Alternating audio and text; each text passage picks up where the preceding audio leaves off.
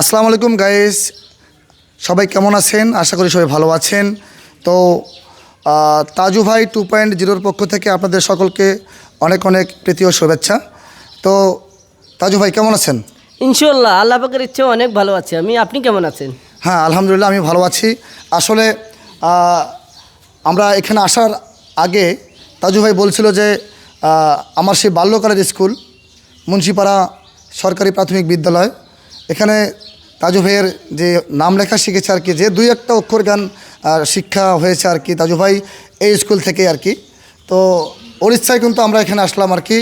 তো বাল্যকালের school viral হওয়ার পরে মানে আসলেন, কেমন লাগতেছে? অনেক ভালো লাগতেছে। আসলে বিকেলবেলা আসছি, এখন তো স্কুলটা খোলা নাই। যদি স্কুল খোলা থাকতো সকালবেলা আসতাম, স্যার থাকতো, আরও অনেক মজা হতো। ছোটোবেলা আমরা স্যার সহ স্কুলে অনেক মজা করছি। আচ্ছা যেমন নাটক করেছি, গান বাজনাও করেছি, এখন তো আর বলা সম্ভব না।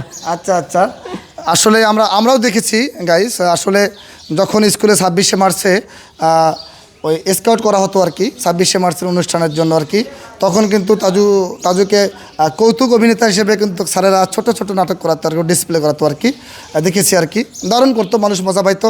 তো কোন ক্লাস পর্যন্ত এই স্কুলে পড়াশোনা করেছেন আপনি? স্কুলে পড়ছি আর কি, প্রাইমারি পড়ছিলাম, কিন্তু পড়াশোনা বাড়িতে ওইভাবে ছিল না। বড় ভাই ছিল না, বড় বোন ছিল না, বাবা মা অশিক্ষিত, বই আমার কেউ আর কি বলতো না, আমি বড় সবার। তাতে মানে কয় বছর স্কুলে মানে যাওয়া আসা করছেন আর কি? মনে করছি পড়ে? 2-4 বছর 5 বছর পড়ছিলাম, কিন্তু বাড়িতে বই বেলায় নাই, এই জন্য আমি কারো নাম ধরতেও পারি না, কারো নাম করতেও পারি যে না। কয়দিন আর কি স্কুলে আসছেন, মানে এখানে যা পড়ছেন, বাড়ি যাওয়ার বই বই না, না। বই বই বইয়ের পাতা আপনি খোলেননি? এই যে বললাম তো, বাড়িতে শিক্ষিত লোক নাই বলতে চলে, এই জন্য বই মেলা হয় নাই। আচ্ছা আচ্ছা। যদি শিক্ষিত লোক অবশ্যই বাড়িতে যদি থাকতো, তাহলে অবশ্যই আমি শিক্ষার। তো ওই সময় স্কুলের স্যারদের নাম মনে পড়ে কি? অবশ্যই মনে পড়ে। স্যারের কথা মনে পড়লে অনেক ইতিহাস মনে পড়ে আর কি। স্যারের সাথে অনেক মজা করছি। তারপরে কাদের কাদের নাম মনে পড়ে আর কি? সব ধরনের স্যার আছে, রফিকুল স্যার আছে, আচ্ছা, তিনি আচ্ছা। প্রিয় স্যার আমার আর কি। রফিকুল স্যার, হ্যাঁ। আসলে। আর তারপরে আরো মনে পড়ে কি? হ্যাঁ আছে, আউল স্যার আছে যেরকম। আচ্ছা, তারপরে আসলে স্যার তিনি নাম বললে তো, নুরুল ইসলাম স্যার ছিল না? হ্যাঁ নুরুল ইসলাম স্যার, তিনি তো, হেডমাস্টার, হ্যাঁ তিনি তো, ওনারা দুজন তো অনেক মজার লোক। যেমন নুরুল ইসলাম স্যার অনেক মজার লোক তিনি। তা আজিজুল স্যার কি হেডমাস্টার ছিল? হ্যাঁ তিনিও অনেক ভালো আর কি, খোঁজ খবর আমার মাঝে মাঝে নিছিল আর কি স্কুলের ভিতরে। মুজাফফর মাস্টার ছিল কি? হ্যাঁ হ্যাঁ, ওই স্যার তো আরো ভালো, মজা। মুজাফফর স্যার ছিল, সবাই ভালো ছিল। আচ্ছা। তো স্যার কীরকম মানে যে কয়দিন পড়াশোনা করেছেন, স্যার তার মায়ের খাইছেন কীরকম? মায়ের তো কম বেশি সবাই খেয়েছে, আমি তো একা খেয়েছি সেটা না, আমার পাড়াপাড়ি সবাই খেয়েছে। আমার মনে পড়ে এইসব। আমি মায়ের খেয়েছি, হতে পড়াশোনা আমি বাড়িতে পড়ি নাই, ওরকম শিক্ষা আর বাড়িতে ছিল না, এই জন্য স্যার আমাকে শাসন করছে ভালোর জন্য আর কি। আচ্ছা আচ্ছা। তো ওই সময় একসাথে পড়াশোনা করেছেন, ওই রকম কি 2-4 জন বন্ধু বান্ধবের কথা নাম মনে পড়ে কি? অবশ্যই মনে পড়ে। বন্ধু বান্ধব সহ অনেক খেলাধুলা করছি, অনেক স্যারের সাথে কি করছি, আবার বিস্কিট খাইছি, অনেক ইত্যাদি ইত্যাদি, আরও মজা করছি আর কি স্যারের জন্য।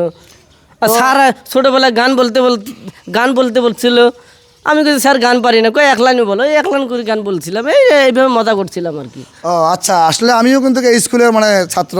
তো আমরা যখন পড়াশোনা করেছিলাম তখন কিন্তু আমাদেরকে 10 কেজি করে মানে সরকার থেকে গম দেওয়া হতো। তো তারপরে আবার দেখলাম যে কিছুদিন আগে বিস্কুট দেওয়া মানে হয়েছিল আর কি প্রাইমারি স্কুলগুলোতে। তো মানে আপনার সময় কি দেওয়া হয়েছিল? আমাদের সময় ওইরকম বিস্কুট দেওয়া হয়েছিল আর কি। তখন আমার খিদে লাগছে বেশি, ভাব স্যারের কাছে পাঞ্চেলার হিসেবে স্যারকে বলছে আমার খিদে লাগছে, বিস্কুট দিতে হবে, তখন স্যার আবার বিস্কুট দিত আর কি আমাকে। একটা হলো বেশি।